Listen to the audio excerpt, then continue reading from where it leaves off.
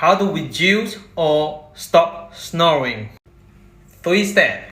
Number 1, use your palm over here, little one, and rub your nose, beside your nose, up and down for 1 minute. And you feel hot and warm over this area. That's how you do it, okay? For 1 minute. Step 2, 3 fingers, tap over here, and down to here, tap on the side of the nose, and tap on the cheek over here for 1 to 2 minutes. Step 3, 2 thumb, back over here, there's a tenderness spot over here, under the scalp, and rub it for 1 minute. Do it every night, half an hour before you go to bed. Do it for at least 2 weeks. Then you ask your partner, and your partner will tell you that your snoring is actually getting less and less.